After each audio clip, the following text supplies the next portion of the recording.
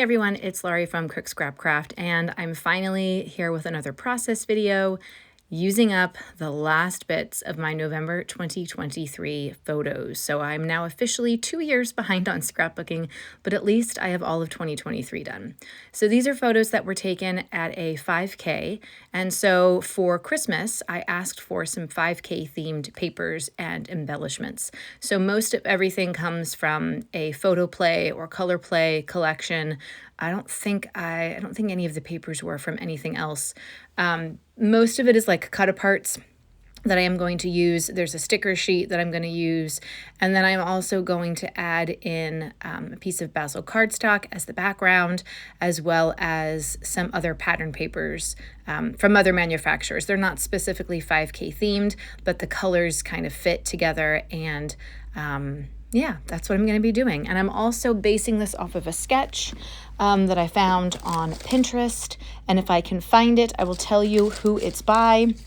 I was, cleaning and throwing things away in my scrap room the other day. And so I'm not sure if I still have it. I had everything written down and sketched out. And yeah, I have no idea who it's by. But it's on my Pinterest scrapbook cards board. So if you want to check that out, you can.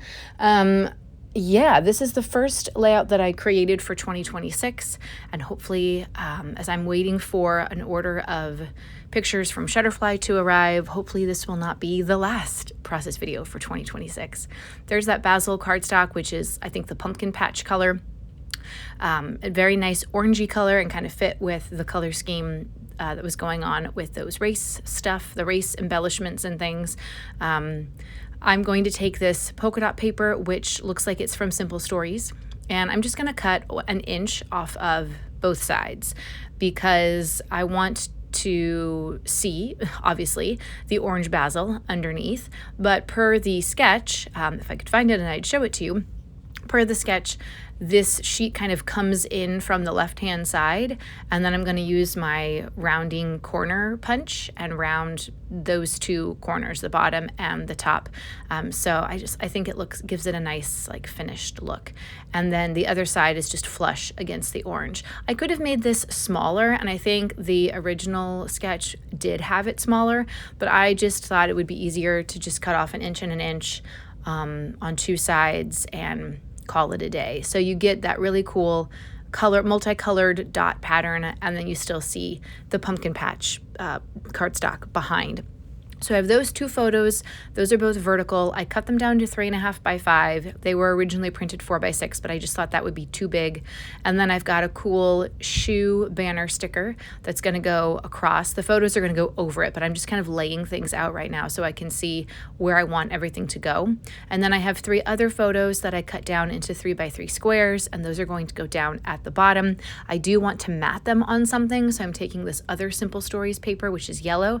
There's some yellow in the 5K papers and stuff, so I thought, well, that's going to be the perfect color. And it's sort of a pattern. It's like a graph paper, but there's no really other color in it aside from the yellow, so to me it serves as a solid, and so that's what's going to be the background or the matting for these 3 by 3 photos. So I'm just putting one down right now so I can get the right measurements on the sides, and then I'll add the other 2 after I get this one done. I sometimes feel like, I don't know if it's the photos, maybe it's my photo trimmer, but when I'm lining up photos on a piece of cardstock, somehow they always get a little wonky, and so if I just do them one at a time, it always looks better. I don't know.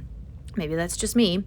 Yeah, so as we're into the new year, are you guys making any crafty resolutions? Do you have a goal of you want to do this many layouts this year, or try to do this many cards per month? Let me know in the comments if you've made any crafty resolutions. I am cutting this piece. This is a big giant cut apart, and it's a pattern paper, and I just kind of wanted to bring more of this collection into the layout, and so I'm just kind of making this be a mini of what the larger multicolored polka dot paper is. And this is going to come in from the top. This was not something that was in the original, was in the sketch that I was basing this off of. So I'm just kind of adding that in. The original sketch had like a banner piece in the upper right-hand corner. I don't have anything to make a banner, so I just am going to end up doing a title and a couple of embellishments. There's one of them. I'm just cutting the stickers out because I want to see how they're going to look before I actually stick them down. That's just a little trick that I sometimes do as I'm going along.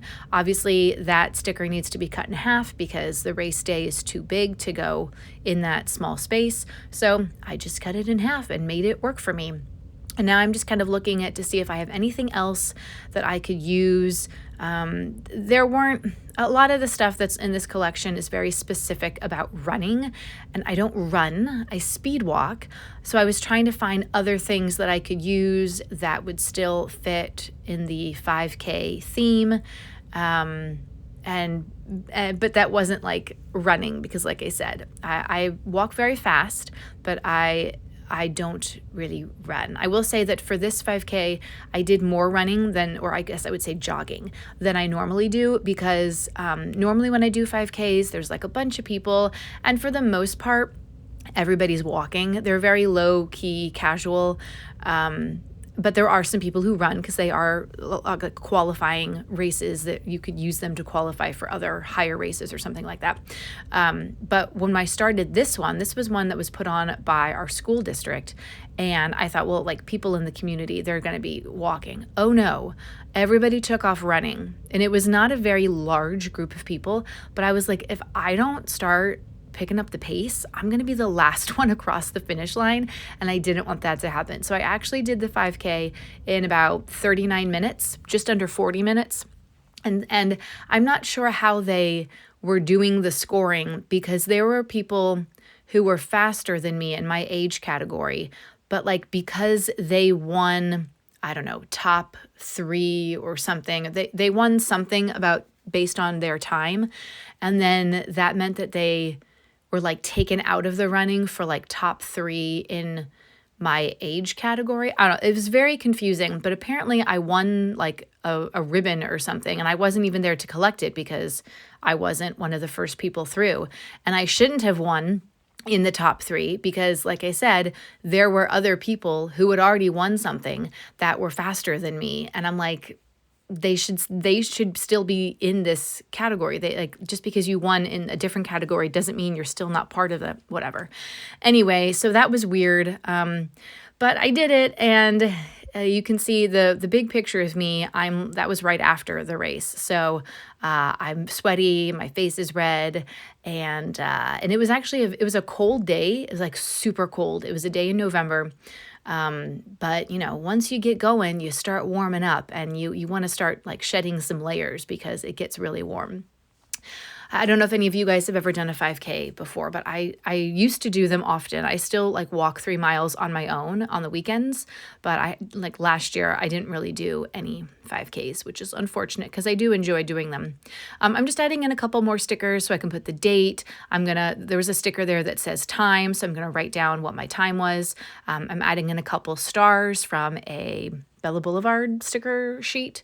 And then I'm also going to add in a little arrow sticker and just trying to like bring more embellishments down toward the bottom, but also kind of remembering the rule of 3s for some of these things. So each of the pictures has some type of sticker or cluster on it. And yeah, I think I did pull up one of the stars and it kind of tore the paper, but I think the arrow covers it up. So not that big of a deal. I just didn't want there to be too many of like the same thing. I like when I do my clusters to have a little variety, and you're going to be able to see all of this in the close-ups that follow. So thank you so much for watching this video. I hope you enjoyed it, and I hope that you subscribe to the channel and follow me on social media for lots more crafty stuff and other stuff that's fun. Thanks again for watching, and I will see you next time. Bye.